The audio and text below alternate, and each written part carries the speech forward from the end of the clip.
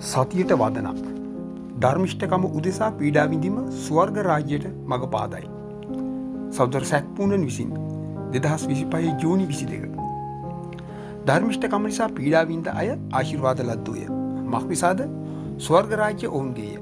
Matthew 5:10. මීට පෙර අපි දුටුවා ආත්මින් දිලින්දෝ ආශිර්වාද ලද්දෝය. මක්නිසාද ස්වර්ග රාජ්‍ය ඔවුන්ගේය. අපි යටහත්ව හා සාමය ලූබඳින ධර්මිෂ්ඨකම සඳහා සාපිපාසෙන් සිටින ස්ථාවරයක් ගන්නා විට අපි මුරුදුකම ලූබඳින අතර අපගේ අයිතිවාසිකම සඳහා සටන් නොකර ලෝකයේ නපුරු පීඩා කරන්නන් වන මිනිසුන්ට මුහුණ දෙන බව අපට පෙනී යනු ඇත. දේවභක්තික ආකාරයකින් ජීවත්වීමට උත්සාහ කරන සියල්ලන්ටම පීඩා කරනු ලැබේ. එබැවින් අපි ධර්මිෂ්ඨකමින් ජීවත්වීමට උත්සාහ කළහොත් අපට පීඩා කරනු ලැබේ. 2 තිමෝති 3:12 ශුද්ධාත්මයන් විසින් දේවානුභාවයෙන් ලියන ලද නිරපේක්ෂ ප්‍රකාශයකි. පවුල් පවසන්නේ ක්‍රිස්තුස් යේසුස් වහන්සේ තුළ භක්තිමත් ලෙස ජීවත් වීමට කැමති සියල්ලන්ටම පීඩා කරනු ලැබේ. එය සමහරෙක් යයි නොකියයි. එය බොහෝ දෙනෙක් යයි නොකියයි. එය වැඩිම දෙනෙක් යයි නොකියයි. එය සමහරෙක් බොහෝ වැඩිම දෙනෙක් හෝ සියල්ලන් විය හැකියයි. එය සියල්ලන් යයි කියයි. සියල්ලන්ටම ක්‍රිස්තුස් යේසුස් වහන්සේ තුළ සෑම ඇදිලිවන්තයෙකුම ඇතුළත් වේ. තමන්ව ඇදිලිවන්තයෙකු ලෙස හඳුන්වා ගන්න සෑම පුද්ගලයෙකුම නොව දේවභක්තික ජීවිතයක් ගත කිරීමට කැමති සෑම කෙනෙකුම. ධර්මිෂ්ඨකම වෙනුවෙන් පීඩා විඳීම යන්නෙන් අදහස් කරන්නේ කුමක්ද? ධර්මිෂ්ඨකම වෙනුවෙන් පෙනී සිටීම යන්නෙන් අදහස් කරන්නේ කුමක්දයි අපි සලකා බැලිය යුතුයි.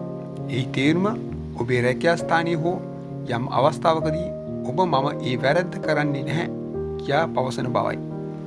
මිනිසුන් සම්මුතියට එළඹෙන බොහෝ රැකියා තිබේ. ඔවුන් බොරු කියනවා, වංචා කරනවා සහ අධර්මිෂ්ඨ දෙයක් ලබා ගැනීම සඳහා අල්ලස් දෙනවා. කිතුනුවන් නිර්මාර්ගයේ යන විට ඔවුන්ට නිසැකම පීඩාවට මුහුණ දීමට සිදු නොවේ.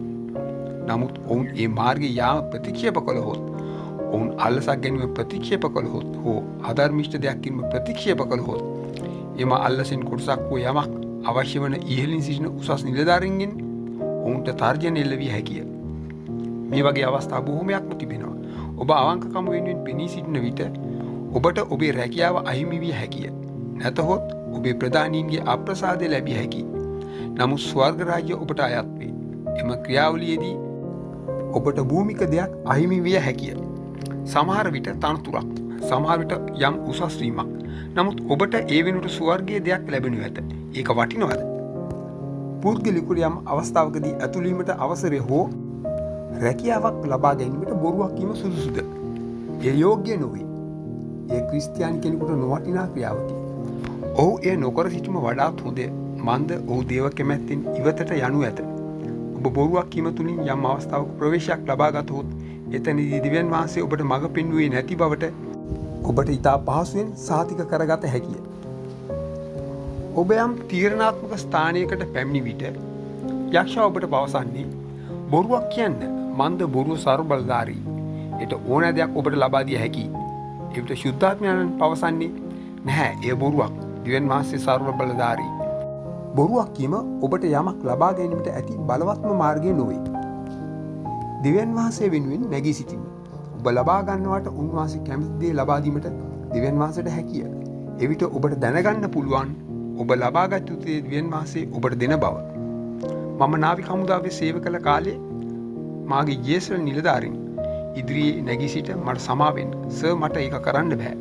මොකද මගේ හෘද සාක්ෂිය මට ඉඩ දෙන්නේ නැහැ. මම ක්‍රිස්තියානි කෙනෙක් කියලා කියන්න සිද්ධ වුණු අවස්ථා බොහොමයක් මට මතකයි.